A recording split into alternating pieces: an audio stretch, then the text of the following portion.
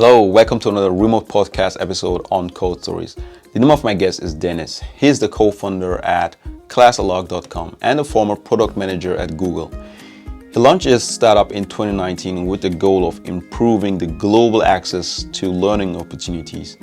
He defines Classalog as the search engine for remote classes, which seems super useful given to the ongoing pandemics. By the way, Classlog is hiring. If you're into web development, full stack, UI UX design, or maybe you just want to do an internship, they're also hiring interns, which is amazing for a startup. So just reach out to Deniz if you're interested in working at Classlog.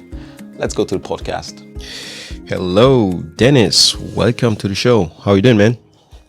Hey, good morning. I'm doing very good. And you? I'm doing good. Thank you for being my guest. And so you are in Schweiz, Switzerland. Yes. I am in Switzerland at the moment. Even though I am based in San Francisco. Oh, right. I live in San Francisco, but I'm just here for the summer. All right. And so how have your time been back there? Oh, I love it. I'm in Switzerland, the mountains. Okay. I've seen for the first time the Matterhorn, like the famous like triangle mountain. So yeah, the summer here is very good. All right, great. So tell us about yourself. What have you been doing? What have you been up to? And who are you? Yeah, so my name is Deniz Binay. I like to say, I'm from Switzerland. I'm half Swiss, half Turkish. My father was an immigrant here, and I have then an engineering background. So I studied engineering, also went to work a bit at Microsoft Research as an internship, also at IBM Research in New York. After that, I did some management consulting for 2 years, and then I decided to travel around the world, which I did for a year. And then I went to immigrate to San Francisco. So there I started to work as a product manager at Google. So I was a product manager on the search team, so the main Google search. And I was also on the founding team of the Google Assistant. So with my team and others, we launched the Google Assistant. So that's the assistant when you say, "Okay, Google." Maybe you may probably heard about it. It's on Android. Yeah. And so last year I also left Google in order to start my own startup. Oh, wow. Great.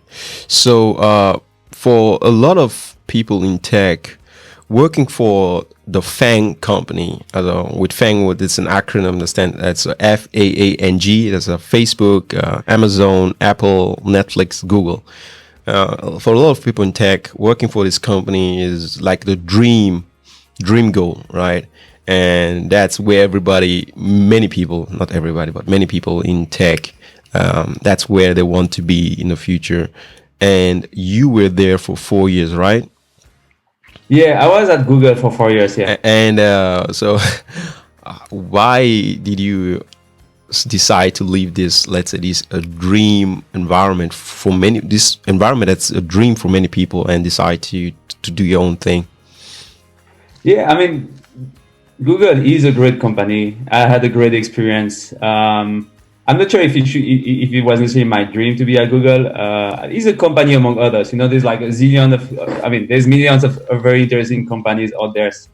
And Google has a good environment for sure, where I found the work-life balance to be good, as well as working with smart people on like big problems that touch like hundreds of millions of people. So I thought it was exciting. But at my heart, I always thought I wanted to launch my own company. So that's why I decided to leave Google, is to follow my heart. Oh, okay, great. But do you, till now you don't regret leaving Google, right? You're still happy. No. We have only one life, so you have to do what you feel like is the right choice. And who knows, in the future, maybe I could join such a company again. Great. Okay, so you decide to launch your own company, and the name of your company is Classalog, right? Yeah, correct. I say Classalog, and it stands for a catalog of classes. Catalog of classes. Okay, can you give us some more insight about Classalog? What exactly is Classalog? What is it good for? Yeah, I mean, I can tell you about the story of Classalog. Is when I left Google last year, I wanted to launch my own company, and I thought in city like San Francisco, many people was going to take classes, in-person classes like yoga class or ceramic classes or painting classes or language classes, and I thought that was very popular to do these kind of classes, even as an adult after work, and there were no marketplace very specialized around like finding instructors in your city. So that's why I started to launch Classalog. That was a marketplace to find instructors around you in your city. So we started with like listing 70 plus instructors on the platform. We had transactions between students and instructors. So it was a good start. Even some investors wanted to invest back in February, which I refused the investments. And right after that, COVID happened. So when COVID happened, absolutely no one was taking in-person classes. It was even illegal, you know. So I was not sure what to do out of Classalog. You know, should we like shut that down or should we pivot to something new? So that's also when I met my co-founder, Sofia Menendez. She's extraordinary. And together we decided to pivot and to focus on these remote online classes. So what we saw is like every instructors, studios or school, they were starting to offer their class on Zoom. And we thought that concept was pretty interesting. And we saw people taking like yoga class on Zoom or fitness classes or language classes, etc. But we thought there were no good way to discover everything that's out there on the internet regarding these like Zoom classes. So how do we discover them? And that's how we decided to launch a search engine to discover remote classes. So that's what Classalog is today. We aggregate classes, remote classes from many different sources. And at the moment, we are featuring 170 remote classes a week. And our goal is to grow that. So there are more classes coming in week by week, right? Yeah, we always try to find new sources, you know. For example, if you know someone who is teaching like art, they're remote, that we would love to feature them. If there's someone teaching languages as well. So we try to go into all categories. We are very horizontal. Okay. So thinking about searching for classes on the internet, most people would use just Google, right? We just Google, I don't know, coding for beginners or training fitness for beginners or whatever. They'll go and Google it and find some results, go there and do what they want to do. So what makes Classalog a better choice when it comes to searching for online classes? Why is Classalog more, let's say, efficient, more specialized in this finding the right course for you? Why shouldn't let me put it this way. Why would I go to Classalog and look for classes instead of just go to Google, just use the standard search engine Google? Yeah, no, that's a good question.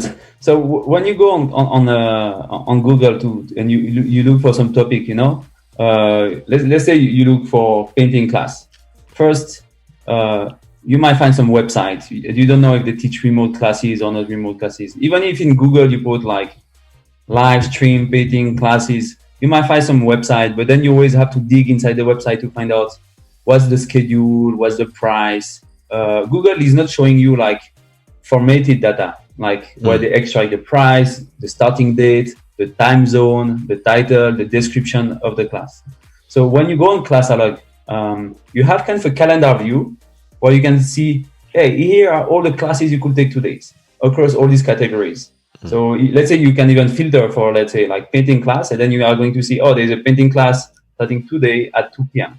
Oh, there's another one with a different provider starting tomorrow at 5 p.m. And then there's maybe another one also for tomorrow at 8 p.m. So you can really quickly see, like, in the same view, like the schedule of many different remote classes. And then you can like analyze which one is best for you, reading their descriptions. Then we are going to show images as well.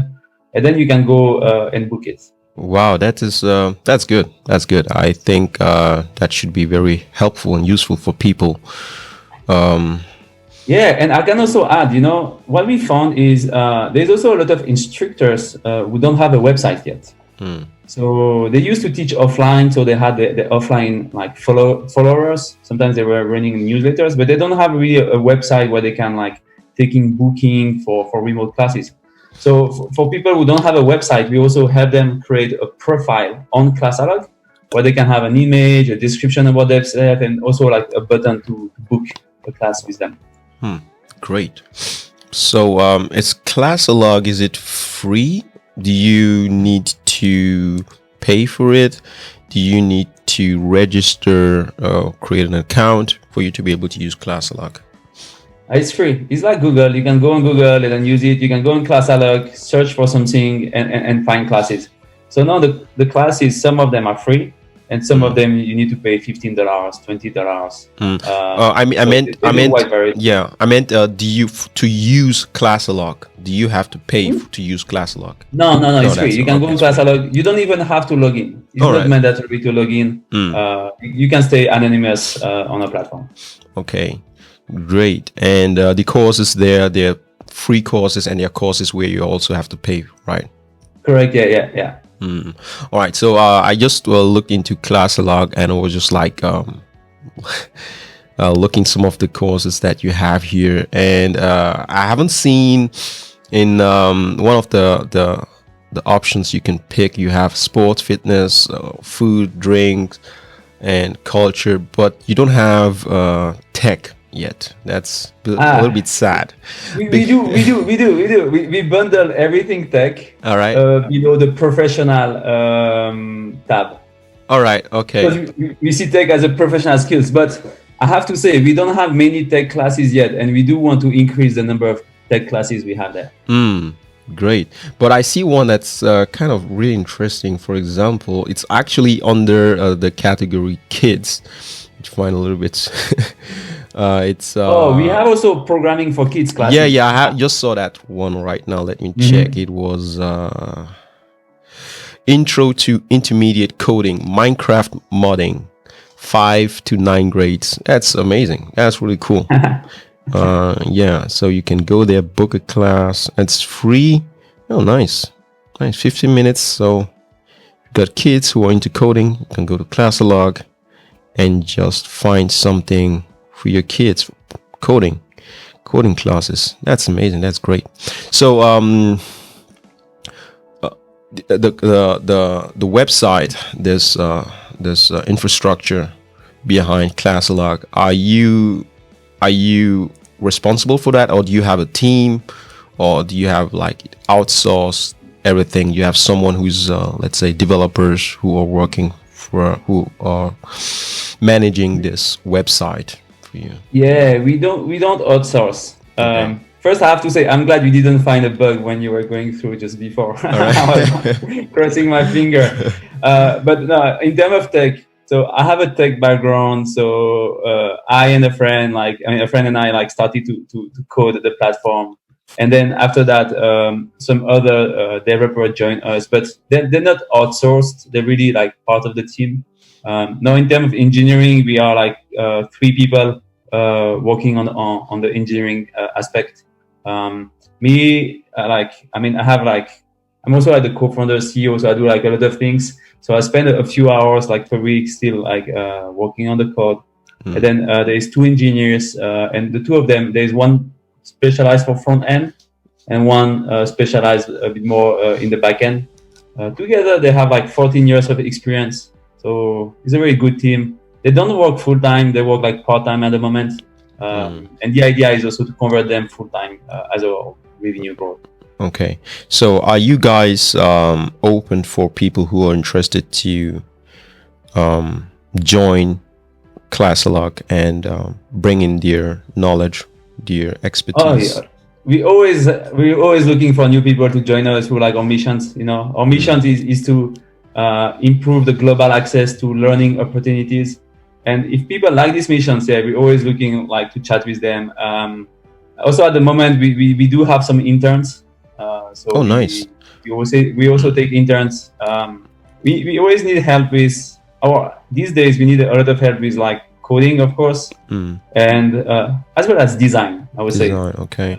we need to design a lot of new flows. So software developers, designers are welcome to get in touch with you if they want to make an impact in Classalog. Oh, amazing. Great. It was Classalog you started at 2019, right? It was just a year old. I started in December 2019, and then we pivoted and launched this new search engine of remote classes in May.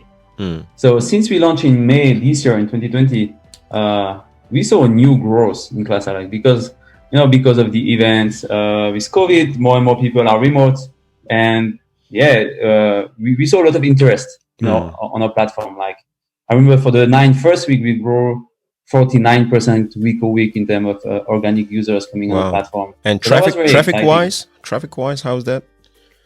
That was in terms of organic users. Traffic wise, it was still small. It's easier with smaller numbers. Like we were at like 3,000 monthly active users per month. That's great.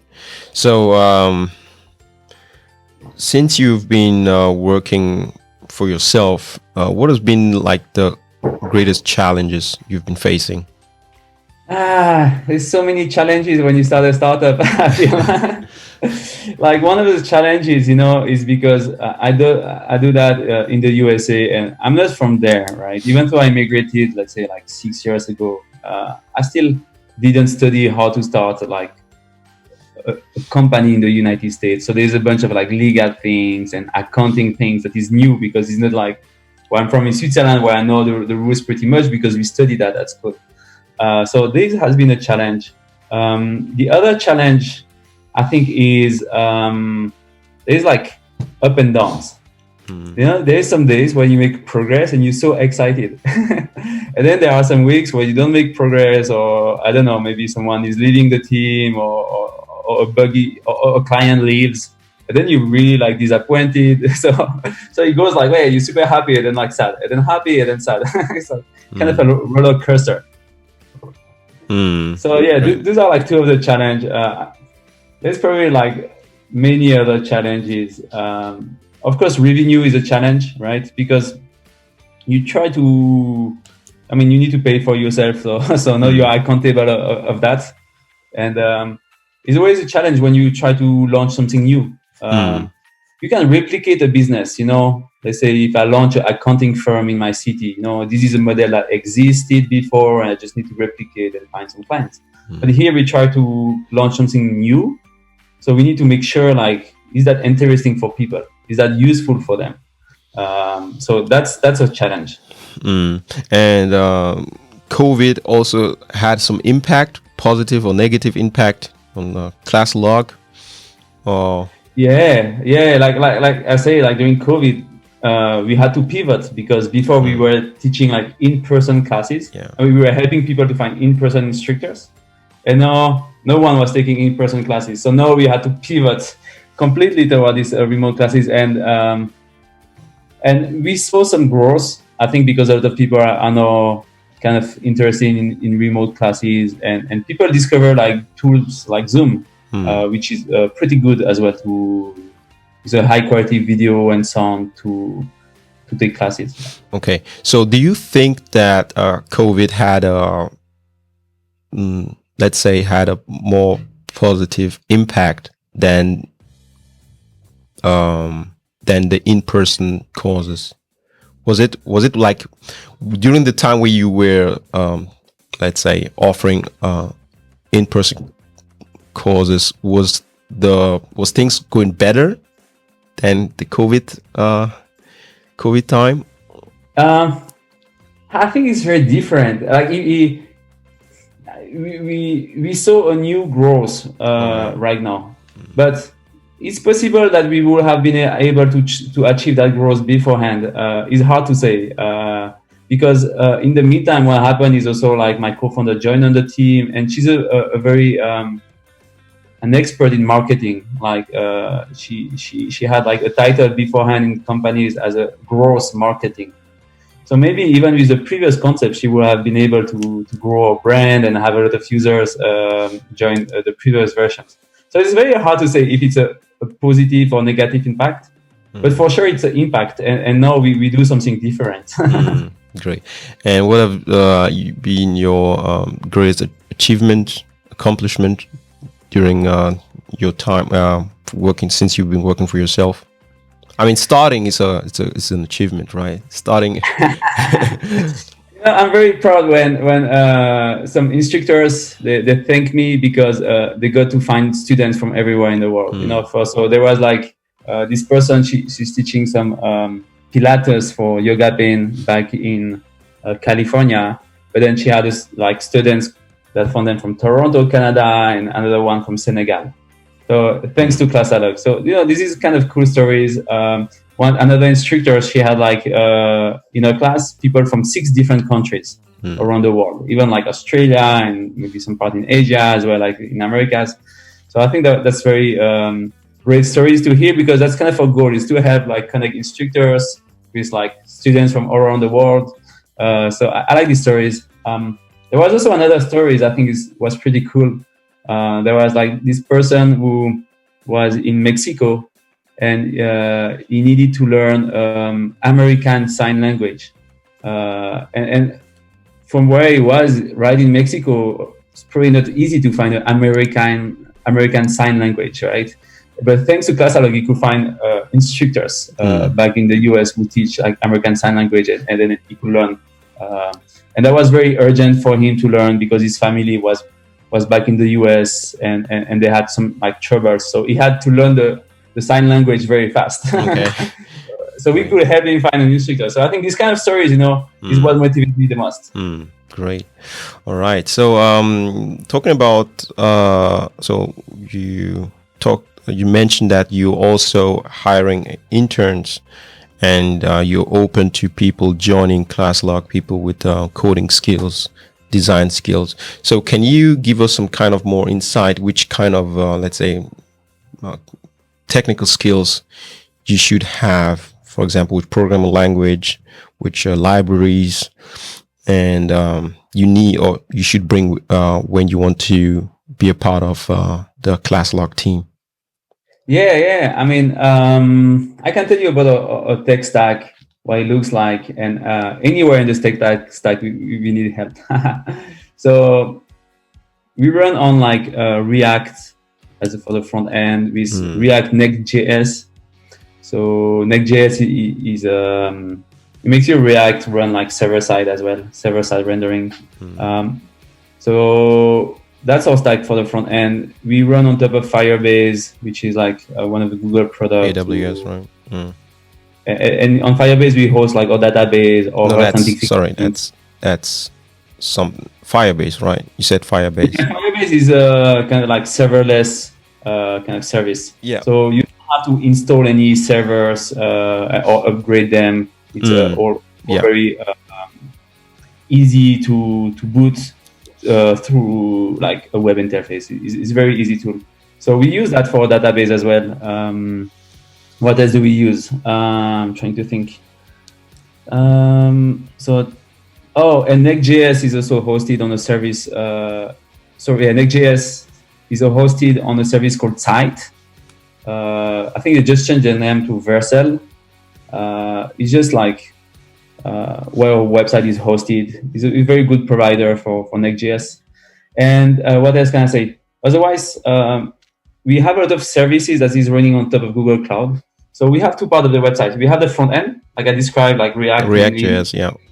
But then the back end of the search engine. So the search engine, what do we have to do? We have to like analyze some website, extract the data, and then we have kind of a data pipeline where we kind of go from like the raw data to the data that is extracted, and then we have like a QA step, so quality analysis, like a human is looking at every row and then checking, yes, correct, and then we push that to production. So for all this backend of the search engine, there's a lot of coding that is involved. All right. So if someone that's watching is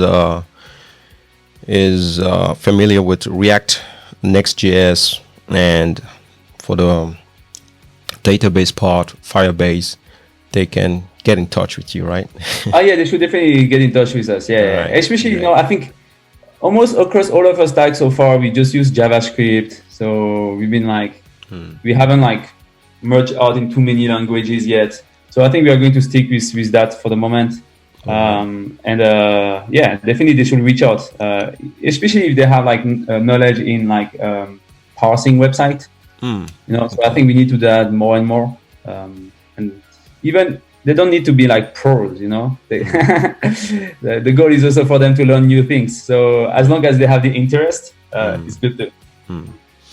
And for designers, just UI UX design, right? Yeah, UI UX. I think our homepage we did it kind of very quickly, but we need to improve it. And then we have new payment flows, so we need to think how is the payment flows. And then for the instructors also, how do they set up their pages and their payment as well on their side and receiving the payment. So there's a lot of pages that needs to be thought and general UI UX. Great. Okay, let's just before we close, let's shortly talk about the clients. How do you guys reach your clients? Do you just go to let's say LinkedIn, look for people who are offering classes and just get in touch with them and tell them if you want to join Classlog? And how do you guys do that? Getting clients. No. Yeah, sorry. We have two clients. On one side, we have the instructors. Yeah. And on the other side, we have the students. Yeah. So our methodology is very different for each of them.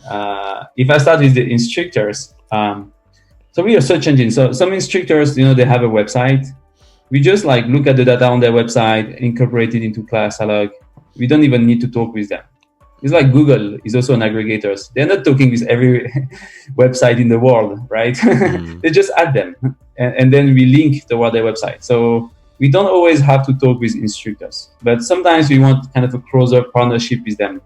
And so we find them on Twitter, we find them on Instagram a lot.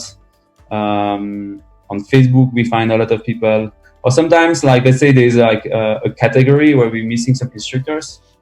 We might just Google, find some websites, schools around that topic, and then reach out to them. So that's what we do for instructors. For users, our main strategy is to do organic social media. So we're trying to grow Instagram account or Facebook account, and so we post into those as well as Twitters. We did one TikTok video, but another technique that has worked very well for us is every week we go in different groups that let's say yoga or coding or whatever, and then we post comments there and let them know about there's this cool Classalog class, you could check it out. And we do 80 to 100 per week of these outreach in comments, and that's what helped us to grow a lot. Great. All right, Deniz, thank you very much. Thank you for your time. Thank you for giving us some insight about Classlog. I think and I hope that some of the listeners have found something interesting, especially when it comes to the opportunities to display your technical skills, and so they can get in touch with you. And also clients who are out there who might be thinking, hey, maybe I should get in touch with Classlog. I want my courses to be available there. They can also get in touch with you. Thank you very much, sir. Thank you for your time. Yeah, thank you. That's great. Thank you so much. You're welcome.